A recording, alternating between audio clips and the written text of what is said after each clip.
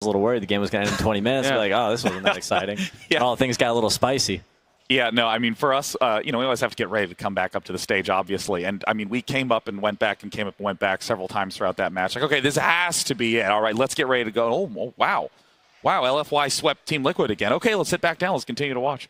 Just really remarkable play, which now means that Team Liquid will be in the grand finals. The Chinese teams were extraordinary throughout this entire event. And Team Liquid is the only non-Chinese team to make it in top 4. Is it actually only non-Chinese team in top 6? I don't know. This is also looking right now. This is also Kuroki's 3rd TI Grand Final. He's never won, so this is a huge opportunity for him to really prove himself. I think he's ready.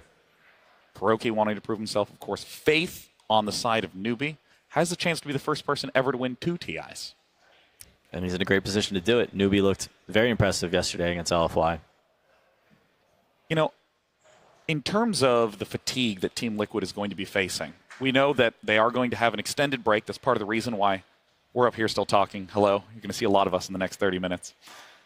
How do you try to recoup before a series that is this tight? Because we've heard teams again and again say, we're only really focusing on this match, and if we want to worry about the next one, we can't pollute our heads with 2 different drafting strategies. We have to stay focused on this one. And this is the shortest break that a team will ever have at TI between the matches. He was actually kind of talking about it as well. Kuroki just wanted to get back and prepare for the next game. So I assume they're just going to go and talk with their coach, Heen, who's probably prepared for the next game as well. Talked to Sebastian yesterday on the panel, and he said the team really prepares for the next match, but he's taking the extra time to prepare for the matches beyond that. So I'm sure Heen's been all over it. And also that he has actually been in like this position before, like playing a best of 3, I think, to game 3, right, in the Lost Bracket finals, and then having to play this again. So he's had some experience of doing this before, and hopefully he can be able to turn it around this time. Yeah. When I won TI, we made our run through the lower bracket as well, and I don't know if I really felt that fatigue. I think it's like you almost like build up this certain like adrenaline, and then you just stay amped for the entire series. And then after the end is when you're like, oh, like it hits you, right? Yeah, I mean, once you get over like holding the Aegis and things. So I think they'll be fine in terms of fatigue. I think they're really excited to be here. This is, once in a lifetime opportunity. Well, as they are continuing to prepare for the upcoming grand finals of TI7, I know the fans loved that match. I know the fans love Slacks. Mr. Action Slacks. Yes, they do. They do. Confirmed love for Action Slacks. How are things outside? Oh, Sean, it's wonderful out here. You don't even need a ticket, right? You got a ticket? No, I lost mine. Oh, that's a sad story. But hey, you're out here in the sun enjoying yourself. This is pretty calm, man. Yeah, I didn't think I'd get enough vitamin D out here, but I'm toasting. Yeah, I'm toasting too. Thanks for the long intro, Sean. I haven't been outside this long in 3 years. Who do you think's gonna win out here? Liquid! Woo! Sir, you having a good time out here outside? Oh yeah, this is amazing. It's blue, sunny skies. All smog's gone. Oh, it's an amazing day in Seattle. Fantastic. How about back there? Who are you rooting for in that final? It's my first time here, so I'm going for Newbie. Newbie! Give it up! All right, well, the best of 3 is coming up. Freeloaders outside, can we get a little bit of excitement? Let them hear you inside. Let's go! Yeah!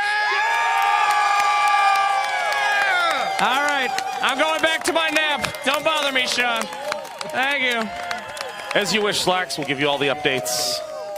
By the way, if any of you do not have a ticket, come over. Come to the Key Arena because there is an absolutely enormous projector outside. And we were a little worried this morning. It was overcast. We did the opening segment outdoors, and we were all really, really, really cold. And if you want to just come out, it's sunny now. It's beautiful. It's lovely. And if you've never played Dota before, there is the newcomer stream, which is the exact same thing as this. You'll see us. You'll hear the same commentary. You'll see the same camera shots. But we got Tort, Delaney, and friends downstairs who are putting extra informational overlays to clarify what abilities do, what some of the key strategies are, how the teams are adjusting over time. And it's a really great way to start learning pieces of Dota so you can begin to play yourself. And I just have to stress something. It might be real hard to play Dota at a high level, but it is damn easy to have fun without knowing much of anything in that game. Do you remember your first games at Dota? It was a long time ago. It's a little foggy. Very foggy. I think I played anti-mage probably was my first hero. Safe lane with probably 3 perseverances, maybe 2. Yeah, man, I can't remember you talking about. You were obsessed with regen. I was, when I ate like 4 tangos, but I think the first time when I played there wasn't any tangos, so it was just like flasks, if I'm not, or maybe there were tangos, but no one used them, I think, because no one didn't even understand how they worked. But I was playing Slardar, going mid with 3 gauntlets, I think, or 4 gauntlets. God, so sick. No regen, just dying straight away, so you get back to the fountain. Yeah, that's the fastest way to heal, right? Yeah. Just to respawn. Yeah, I'm still so grateful to my Dota buddies that I play Dota with almost every single night. When I first started to play, I would do Jungle's Nature's Prophet every game, and they never gave me shit about it once. They would say, all right, well, we have a jungler. Let's talk about the other lanes. Yeah, Dota's such a friendly game. Everyone just gets along all the time. Everyone's so nice. Yeah, how many of you out there are really nice in all your games of Dota? Just me? Yeah, it's probably tens of people outside. I'll step down for Quinn. We needed him up here. Yeah. Perfect for this. Perfect. Now, the International has been going on for 7 years now. And let us not forget what the roots are. Let's take a look back at TI1.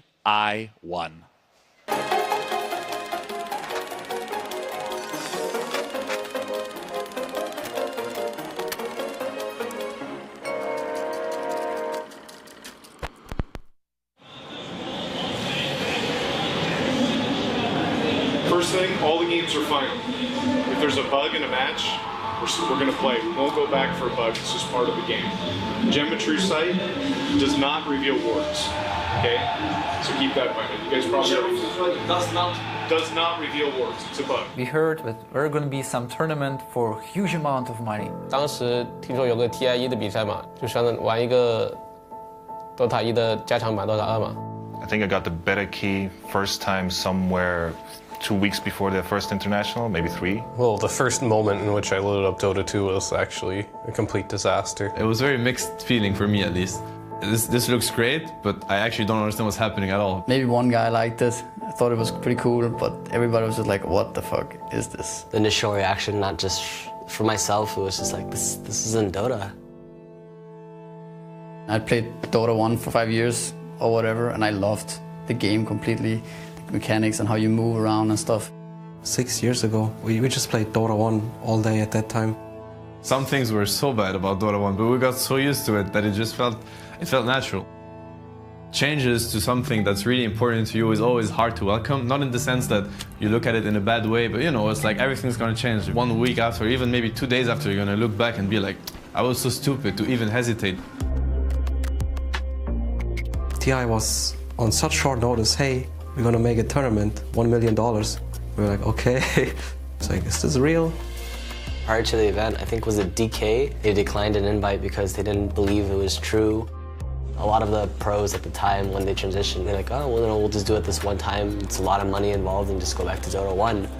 I thought it was a little ridiculous, to be honest with you, for playing for $1 million. That was like by far the highest paying prize pool of any Dota tournament.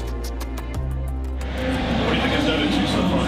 I'm just waiting for it to be finished because all the little bugs and tweaks and I guess some of the animations aren't complete. Yeah. I think everyone kind of understood and accepted that no one was going to be ready. We just went with it. We accepted the fact that this is the game now.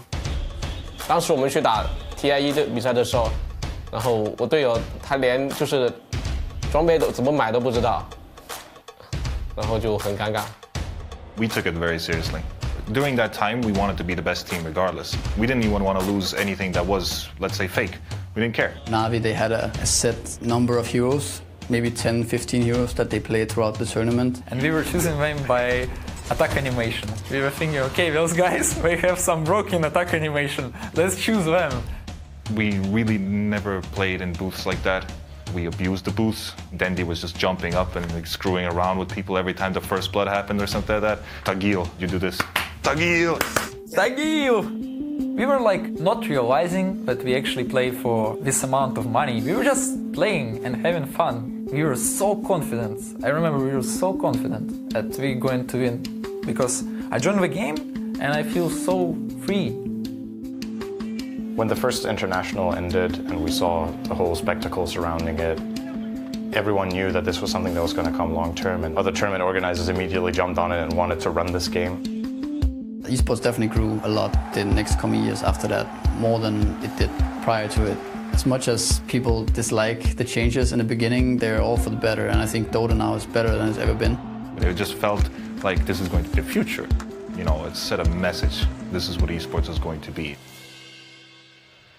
Can't be understated how huge of an impact the emergence of the internationals had on the entire esports ecosystem. I mean, at that time, first places that were huge were like $20,000.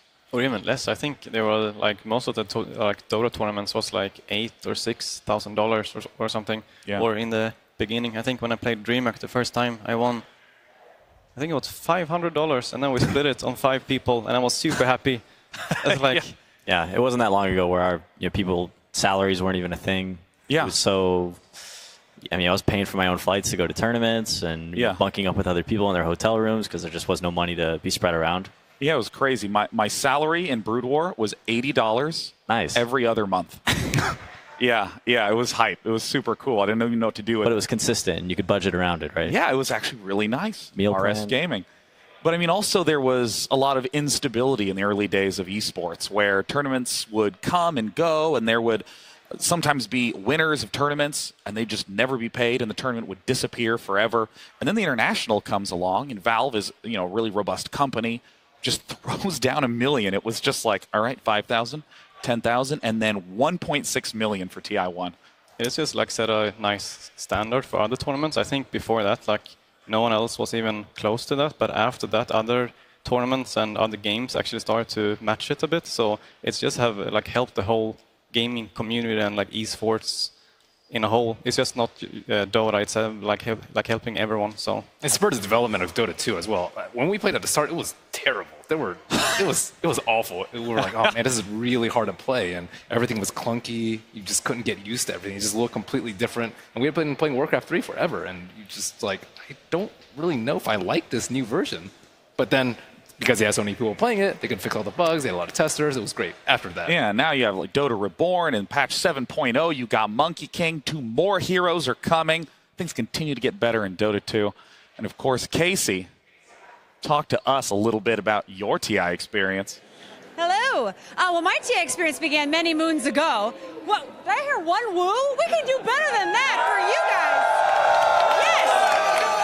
So, because it's just me, who cares about me? I've gathered a bunch of people who have been to multiple TIs who can help us with our nostalgia. How many have you been to? 4. And what is the most memorable moment about TI thus far? This one?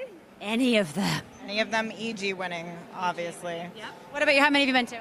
3. 3. And how do you think they've changed over the years? All rosters, people keep moving around everywhere, and it's really hard to support a single team. Yeah. So I support people, and I support Puppy. You support Puppy? Yeah. All right. Yeah. Well done. How many have you been to? One time. First time, yeah. 4 times. 4 times. And how have you seen kind of the evolution of TI over the years as far as the fellow fans, players, that sort of thing?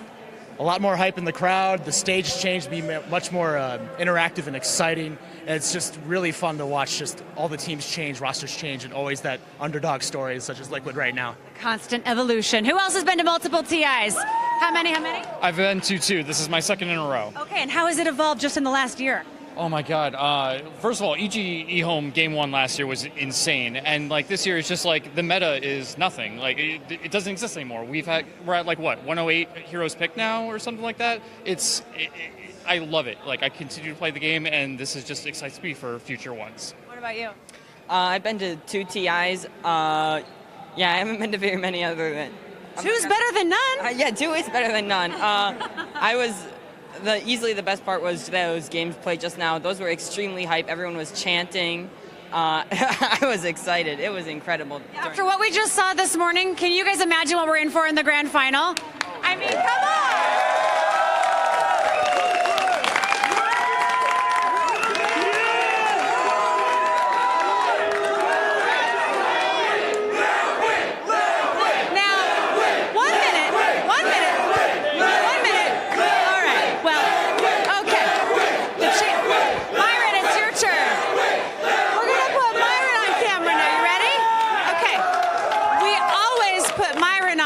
think now's the time to show Myron's face to the world. You guys ready to see Myron?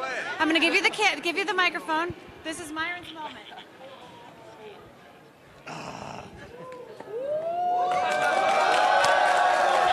As you can see, I'm with child as well. Hey, no, not fair. Myron, Myron, Myron, Myron, Myron, Myron, Myron, Myron, Myron, Myron, Myron. All right, Myron, can you send it back to the analysts? By the way, this guy's name is Myron too. Hey guys. We got two Myrons. Thank you, Myrons. Back to you. And back to you. Thank you, Myron and Myron. 2 out of 2 Myrons agree that TI-7 is sick. And I got to be honest with you. The hype here is so amazing. The roar of the crowd is so unbelievable. Everyone here is so hyped. And I'm actually really amazed at how everyone's also really articulate on a microphone. I was not that way the first time I picked up a microphone. We've had a couple exceptions so far this TI. Oh, man. The final match will be getting set up shortly. And if you've never gotten the chance to see one, it is a treat. Let's take a look back at what it is like to even play in a final at TI.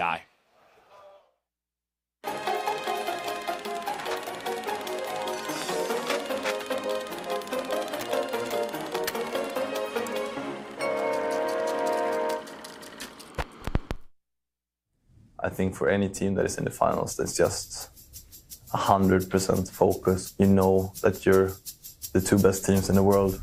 Either of you could win.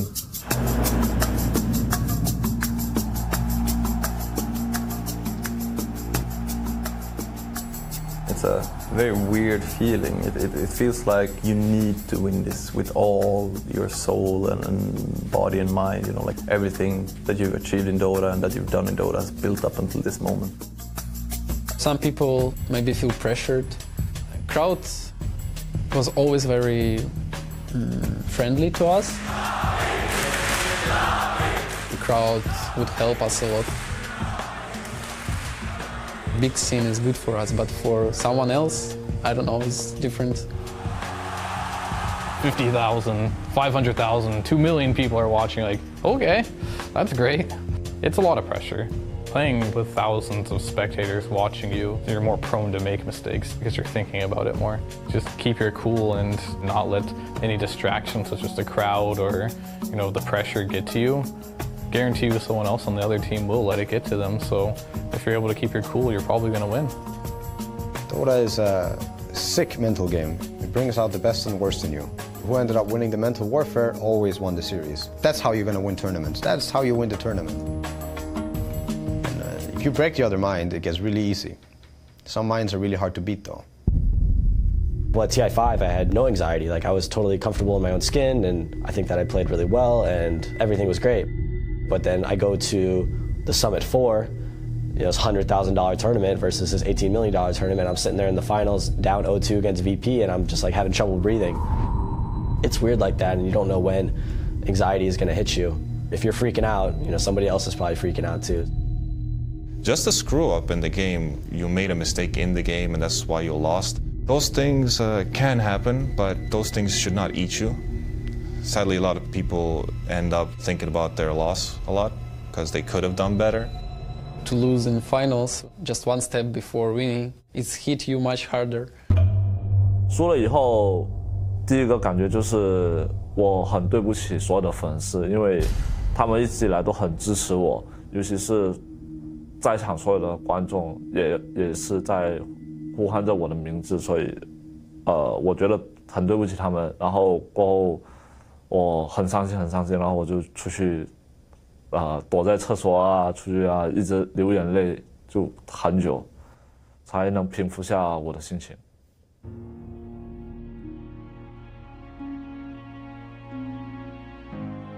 It doesn't matter if we lose or not.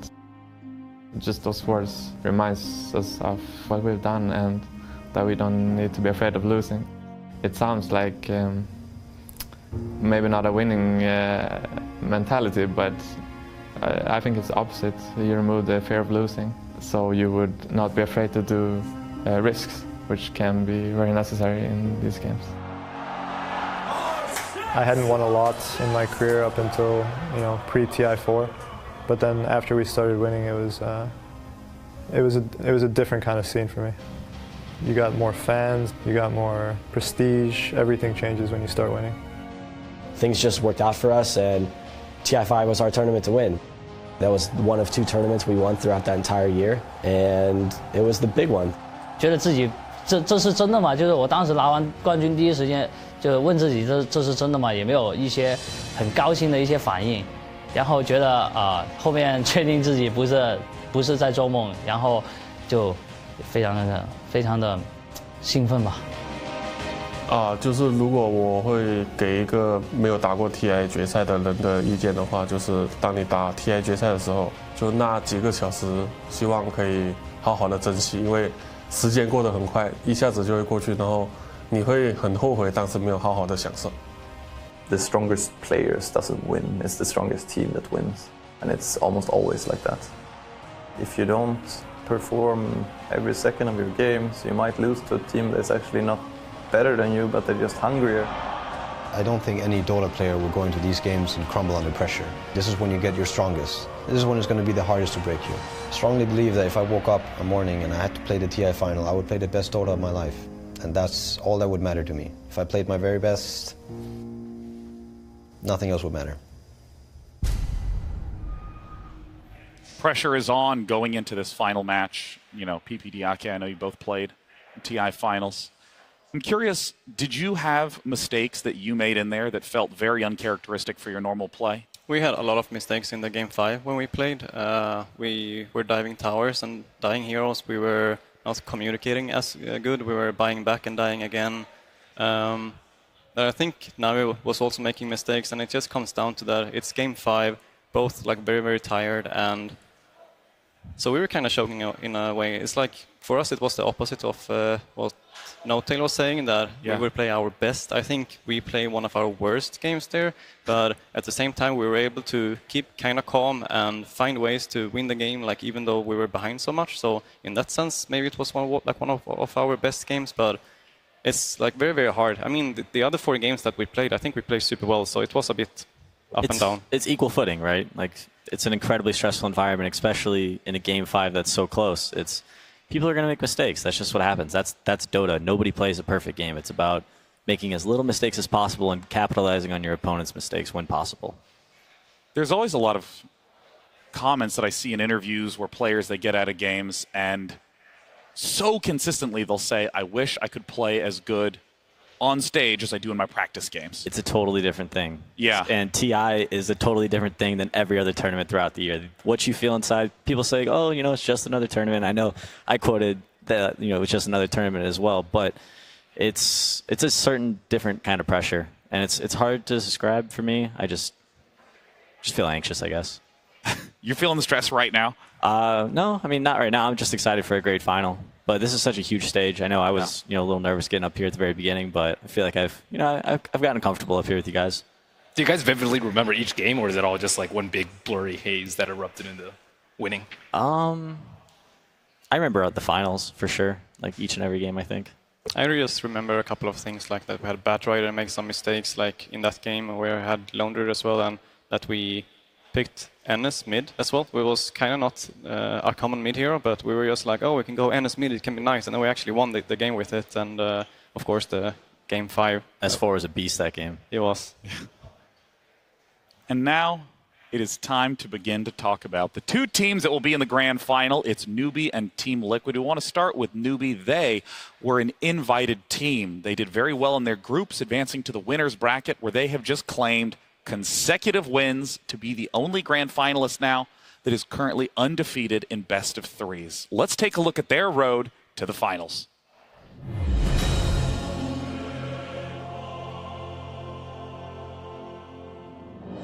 One of 6 direct invites to the International 2017, Newbie entered the tournament with a chance to be the first organization to claim a second Aegis of Champions, having already won the ultimate prize at TI4.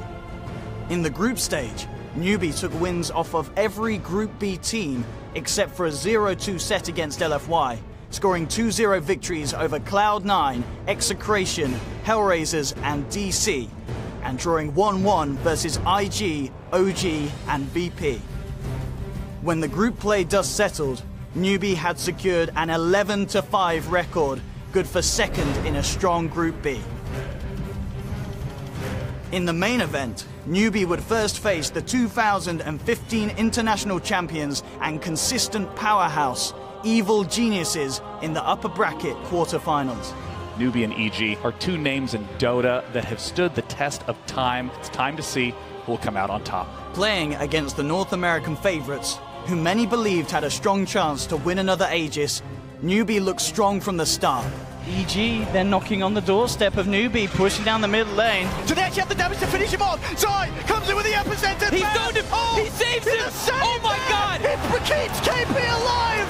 Beautiful play from Kanka! He managed to save him there! The second of Black Hopper Universe is down! They've lost two! Sonic Wave flies through from SCCC! EG are all dead! Ultimately dropping EG into the lower bracket with a 2-0 series victory, earning a berth in the upper bracket semi-finals and a matchup against a strong Invictus Gaming squad, fresh off their own impressive victory over Team Liquid. Who's going to take it? Who's going to stay in this upper bracket? They're ready to run in and go. SCCC zips in immediately, looking for Birdie. Possibly can be grabs Birdie back. Smashes one. Birdie getting bursted down low. The cold embrace is there for Q. That's burning down for 50 seconds. Oh my They've lost God. 3 as Newbie just move in. There, SCCC on the storm. Again, these final picks of the drafts doing everything. Newbie take the series. They'll be moving on. Having secured a spot in the upper bracket finals, Newbie's next challenge would come against the only team they hadn't defeated in the group stage, LFY. It is the winners bracket final to determine who will be the first finalist of TI7 between Newbie and LFY. And now, though, Mugi on the sidelines drops the Rupture. KP with the Berserker's call. The Chain Frost again. Again, indeed. This Frost making them split up. Newbie are forced back. Despite falling into an early deficit, Newbie used a masterful series of team fights to turn the table on LFY. Newbie gaining a good grip on this game. 14,000 net worth lead now. Super jumping from KP, does get the grab onto the Night Stalker, dragging in Flame in. It'll be CCC! He turns! And they call it! Cheers called! It is over! Wow. Wow, Newbie! What a game one! Handing LFY their first defeat on the main stage. LFY would punch back in Game 2 to even the series, but Newbie rode SCCC's Shadow Fiend and Mugi's Bloodseeker to slowly starve LFY out in Game 3. Gonna get out, or is he? The Linkers is there! The silence wears off, but the glimpse is there! And they call GG! Newbie are your first grand finalists here at the International 2017! Securing a spot in the Grand Finals. Newbie's lineup of 2014 claimed the ultimate prize. But this is a squad of new players eager to claim the Aegis and forge their own legacy. They now match up against a surging Team Liquid squad who hope to deny the possibility that one organization or player might claim a second Aegis.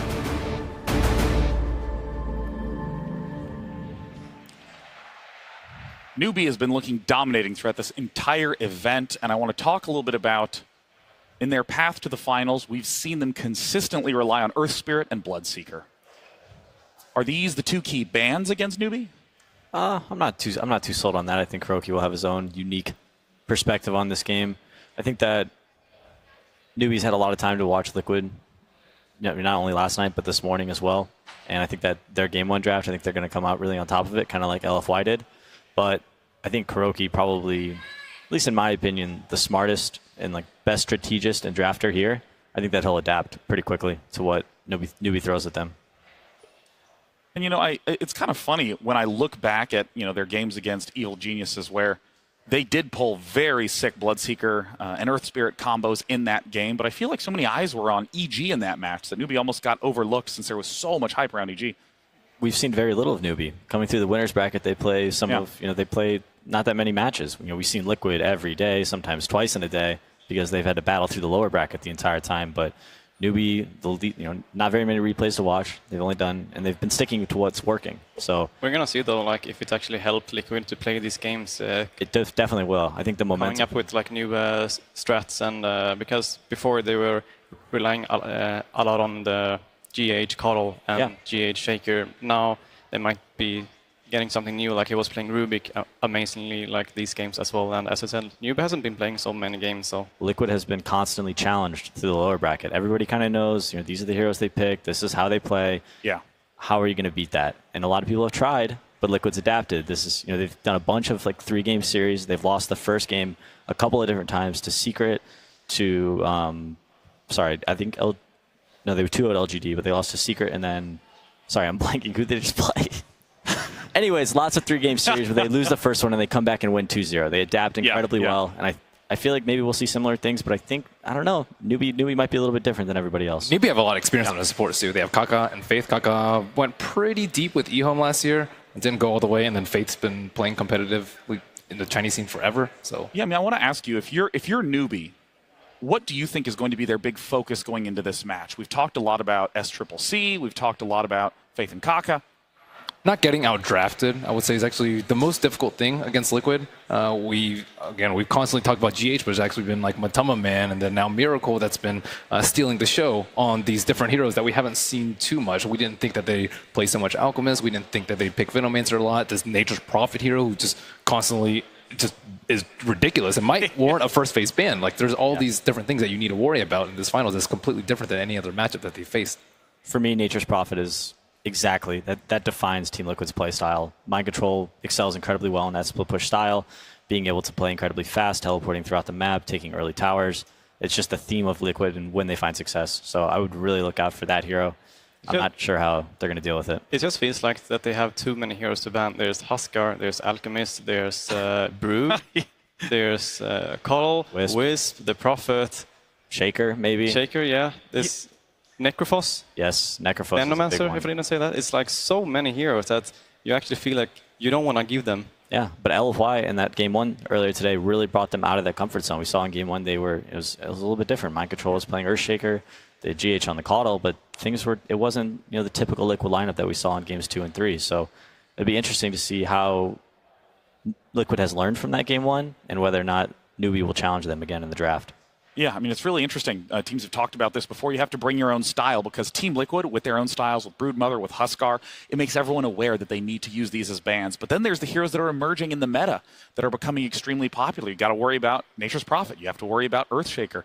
And I want to ask Merlini, what are the heroes that are the notable ones on the newbie side? Because we have so many ones that are big names for Team Liquid. Firstly, I think they need to not overrate the Bloodseeker. I think Bloodseeker showed a lot of weakness in the last series, and they need to be careful not to first phase it, especially. We haven't seen that many games from them. We saw Shadow Fiend, but I think that was a very specific hero for that specific game. I think Clinks, we haven't seen too much. That LFY actually used a great success, could be a pretty good hero invading Liquid's jungle, which they like to farm very heavily, and dealing with these split pushers.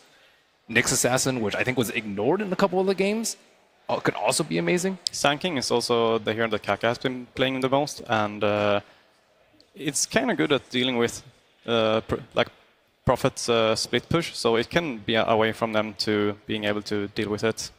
Well, as it is now time to get ready for the finals, it is important that we set the tone. So let's go to the Valve Orchestra and Critical Hit for a special performance.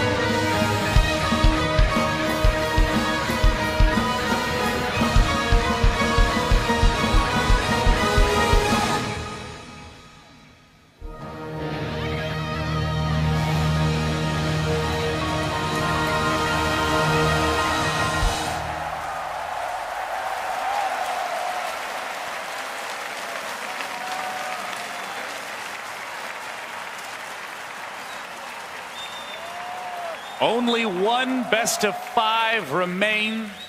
Only 2 teams remain. Newbie and Team Liquid. An absolute stunning series of matches have led us to this moment in time. And let's give another round of applause for that amazing performance, setting everyone in just the right mood. Nice modest clapping. That's right, we can't get that picked up on the microphone.